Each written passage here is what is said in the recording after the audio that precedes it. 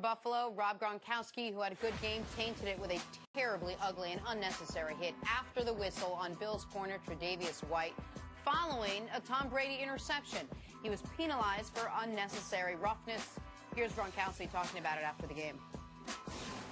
First off, I definitely want to apologize to number 27. I mean, I'm not in the business of that. I mean, there was a lot of frustration, and I was just really frustrated. I felt like it was a big hole at the top, and then the throw was definitely, I mean, I felt like it kind of pushed me a little bit. I mean, and made the play, and I just don't understand why there wasn't a flag.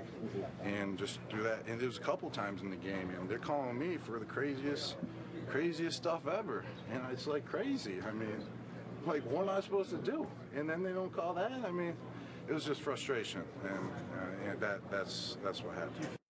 All right, Nick, what do you think?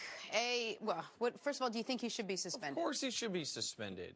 And that apology had a hell of a lot of buts involved. He started off great. I'm very sorry, Tre'Davious White. That's not the player I am. Number 27, he didn't know his name. Oh, okay. All right. I apologize to him. It's not the player that I am. And you know what?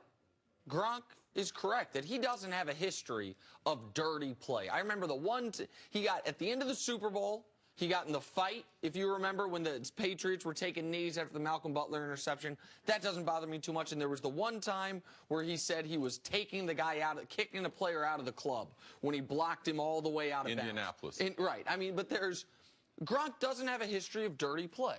I don't think Gronk is a malicious or dirty player.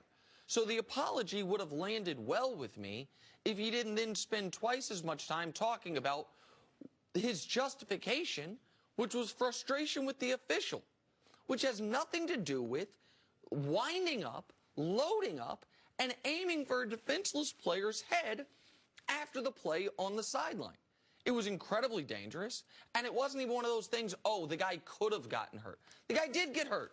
He didn't get concussed on the interception. He got concussed right there.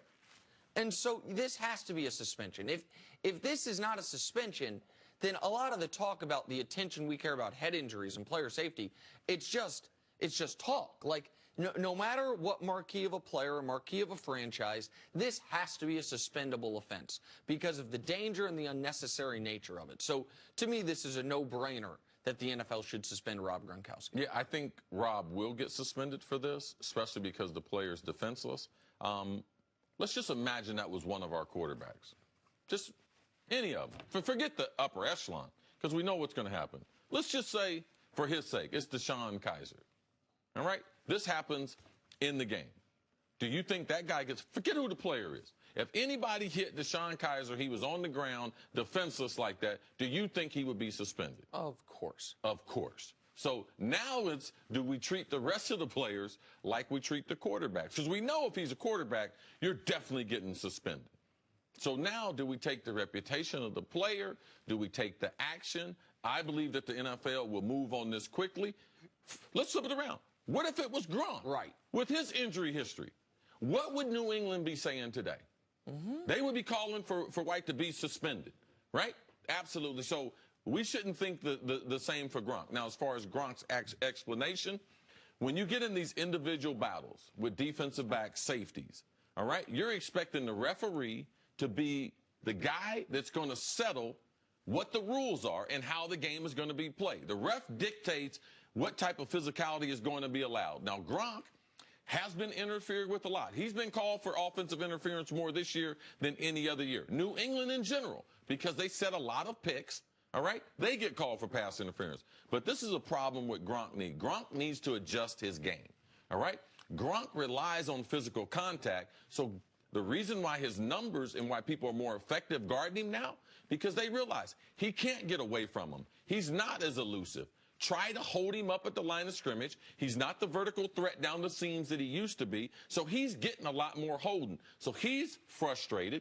The refs weren't calling it, a lot like the playoffs, because that's the way the playoffs is going to be. They don't call a lot of defensive holding in the playoffs. So that's what Gronk was trying to explain his individual battle. So when you're actually on the field, the battle is not with the referee. The battle is with the defensive back. Now, Gronk didn't do a great job of explaining it, which I'm not surprised about, but that's what he was talking about, the individual battle. The ref is supposed to step in to try to be able to alleviate before you have a problem like this. I don't even think it would be a question, will he be suspended, if he had dove at a player's knee and the player then has to be helped off the field.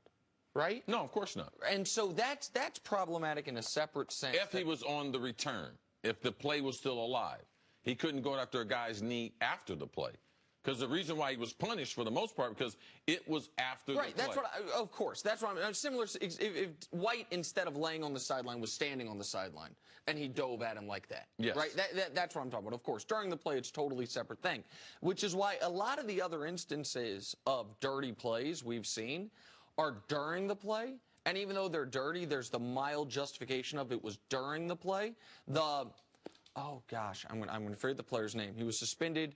He knocked the player's mouthpiece out. It was this season. Someone will remember it. Linebacker coming over the middle, who the guy was held up. Remember, one guy got him, another guy had him, and it went helmet to helmet. Someone will tell me. Danny Trevathan. Thank you, Danny Trevathan. He got a game for that.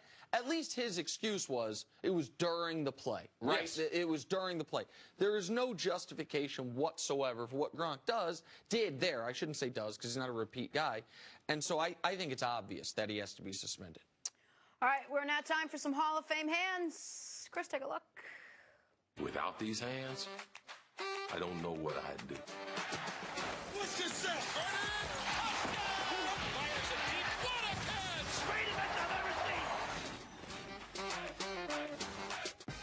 All right, CC, this is John Diarse of TCU. Who needs two hands for the catch? Great body control. This is the Big 12 championship on our network. Quarterback threw the ball behind him.